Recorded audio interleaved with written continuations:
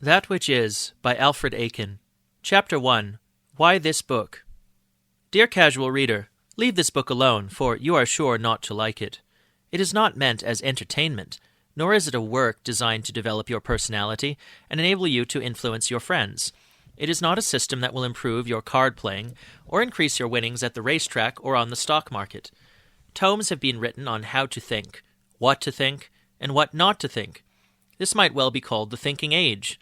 Psychology, philosophy, psychiatry, metaphysics, all deal with modes and manners, methods and purposes of thought-taking.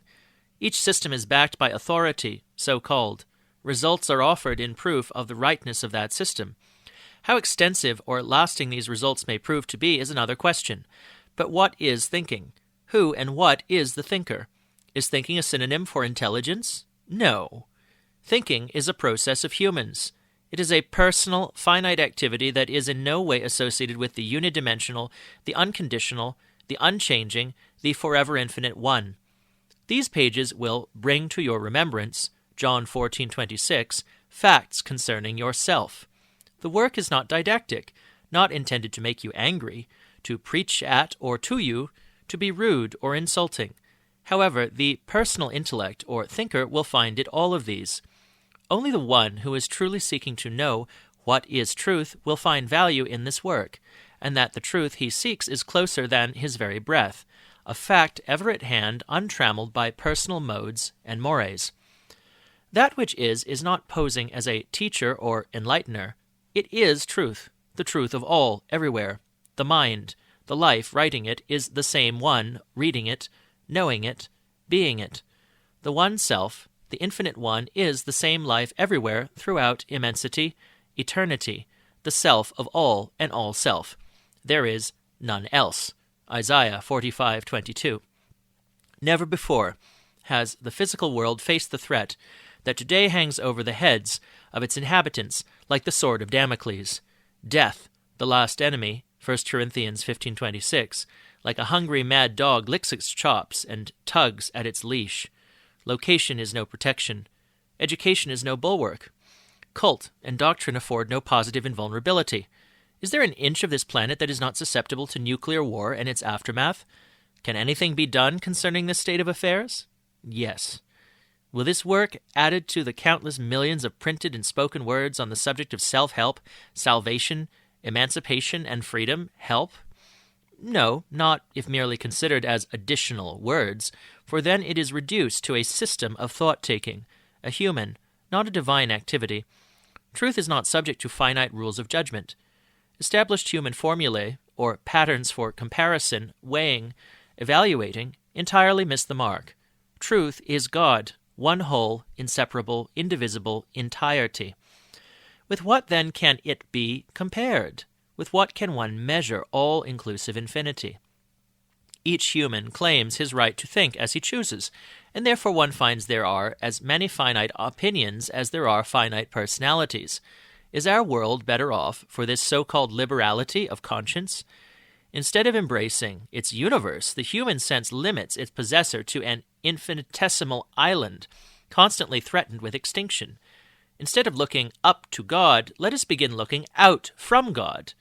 Thus, the finite, uncertain groping of conjecture will fade into the nothingness which is its native state, and the positive, the absolute infinite reality will be consciously seen as the present universal fact, unchanged and unchangeable.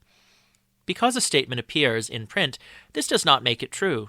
No book, no matter how venerated, not even the Bible, should be accepted as truth without question.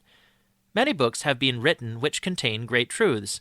If the written word is truth, no harm can come to it through questioning, whereas the acceptance of every statement in a work as if its very inclusion therein is a guarantee of its accuracy can cause a people, a race, a civilization to be misguided, can cause it to flounder in darkness, for, lo, if the light that is in thee be darkness, ignorance accepted as enlightened understanding, how great is that darkness? Matthew 6:23. And if the blind lead the blind, both shall fall into the ditch. Matthew 15:4. Often devout worshippers are content to believe implicitly. Without reservation, they depend upon certain passages they love to steer them into the land of peace and quiet, health and plenty. They seldom challenge a statement or dissect and examine it to see of what it consists, and so their belief in truth never becomes a living, understood fact. They do not indulge in the luxury of doubt. For their own peace of mind, they must believe in something, and having no workable convictions of their own, they follow the herd. This is an honored custom of education. Never be afraid to question anything. If you are face to face with truth, you will not lose, nor will the truth vanish if examined closely, but instead you will behold that which is warp and woof of your very self.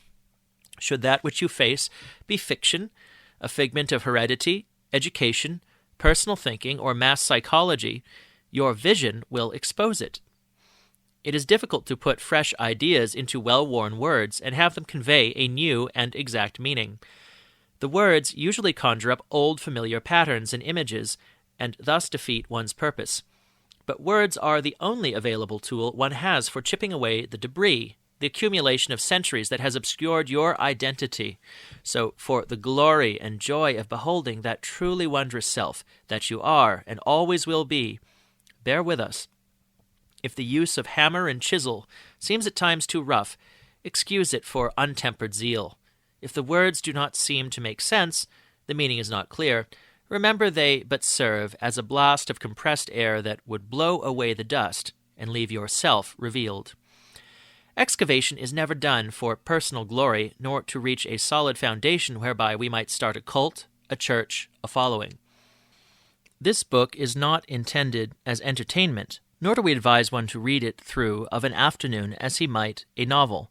It is not so much a work that develops a central theme from chapter to chapter as it is a compilation of several books.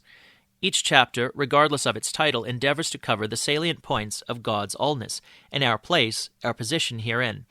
Naturally, then, one will find a repetition of the central theme. However, this should not prove unpleasant if one sincerely desires truth, desires to enjoy, here and now, his kingdom of heaven which is within him. Evil is continuous in its repetition. Its every statement is a cliché. Over and over it tells the same lie, and appears clothed in the same old garments of lack, fear and confusion, disease and death. Who then should object to a change of fare, to repeated assurances that are true and enduring, assurances that good is available and is his for the taking? Do you grow weary of being told good things concerning yourself, pleasant things, true things, exciting things, smart things, that you scintillate, are brilliant, perceptive, up to the minute in all ways? Does it bore you to be the center of attraction? Do you grow impatient while being told how beautiful you are, how accomplished, and that these characteristics are permanent, immortal? Is it tiring to learn that you have a fascinating nature? Do you yawn while being informed that you are the uncontested recipient of fabulous, uncountable riches, perfect health, unique majesty, inexhaustible magnificence? Does it fatigue or annoy you to behold yourself so glorious that it is actually beyond the ability of man to describe it? If not, then the repetition in each chapter of this volume will not ruffle your poise, nor dampen your enthusiasm in your study of it to discover yourself. The author deems it necessary to state the central theme over and over, for that theme is the key to all that life is now holding available for you. Read each chapter as a new book, a new promise and assurance of the good that is awaiting your use, here and now. The full glory of God is yours for the taking. Self-identification, all-inclusive intelligence, perfect peace, health, and the wealth of heaven itself. Read and enjoy.